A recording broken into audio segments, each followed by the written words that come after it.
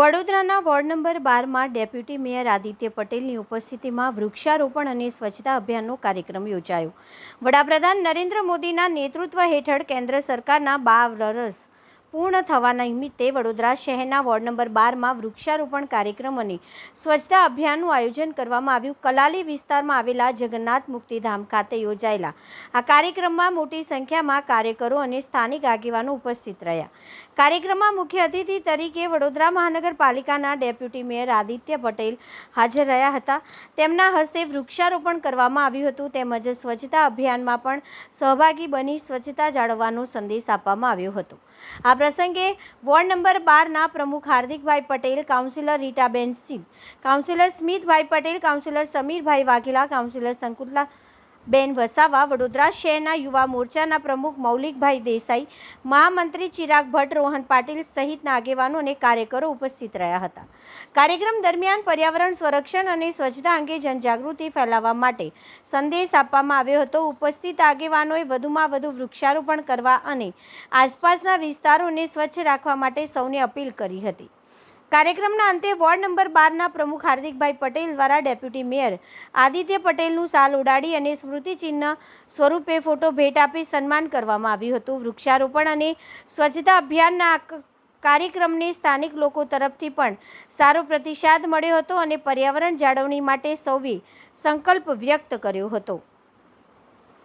સૌનો સાથ, સૌનો વિકાસ, સૌનો વિશ્વાસ, સૌનો પ્રયાસ અને સાફ નિયત સહી વિકાસને વરેલી ભારતીય જનતા પાર્ટીની કેન્દ્ર સરકારને આદરણીય વડાપ્રધાન શ્રી નરેન્દ્રભાઈ મોદીના નેતૃત્વમાં 12 વર્ષ પૂર્ણ થવાના અવસરે સમગ્ર દેશભરમાં ભારતીય જનતા પાર્ટીના સંગઠન દ્વારા અલગ અલગ સ્તરે બૂથ સ્તર સુધી વિવિધ પ્રકારના સફાઈ અભિયાન હોય કે વૃક્ષારોપણ હોય આ પ્રકારના સેવા પ્રકલ્પોનું આયોજન કરવામાં આવ્યું છે, જે અંતર્ગત આજે Bharatiya Janata party ward number 12માં ward પ્રમુખ શ્રી હાર્દિકભાઈ પટેલના નેતૃત્વમાં સાથે સંગઠનની સમગ્ર ટીમ, સાથી 4 કાઉન્સિલરશ્રીઓ અને ખૂબ મોટી સંખ્યામાં કાર્યકર્તાઓની ઉપસ્થિતિમાં જાગનાથ સ્મશાન ખાતે વૃક્ષારોપણ હાથ ધરવામાં આવ્યું।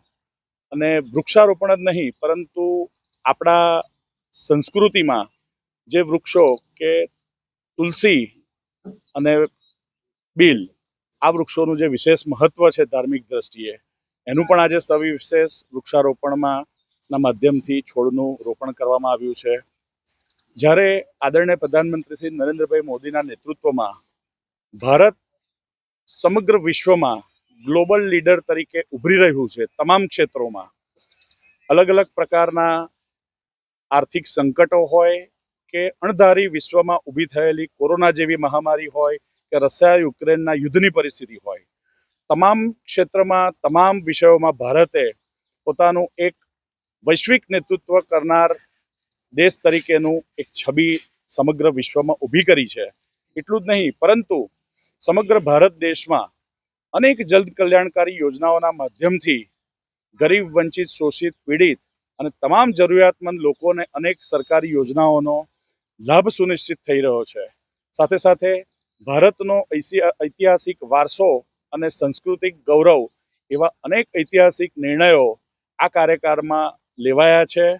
અને એટલું જ નહીં પરંતુ દેશને વર્ષ 2047માં વિકસિત ભારતની શ્રૃંખલામાં મૂકવા માટેને થઈને જે સંકલ્પ અને આહ્વાન પ્રધાનમંત્રીશ્રી દ્વારા કરવામાં આવ્યું છે તેના સંદર્ભે દેશમાં અનેક પ્રકારના વિકાસ કાર્યોના પ્રકલ્પો ખૂબ પૂરજોશમાં ચાલી રહ્યા છે। અને આજે આ કાર્યક્રમોના માધ્યમથી પાર્ટીના પ્રત્યેક કાર્યકર્તાએ ખૂબ સુંદર મેસેજ આપ્યો છે।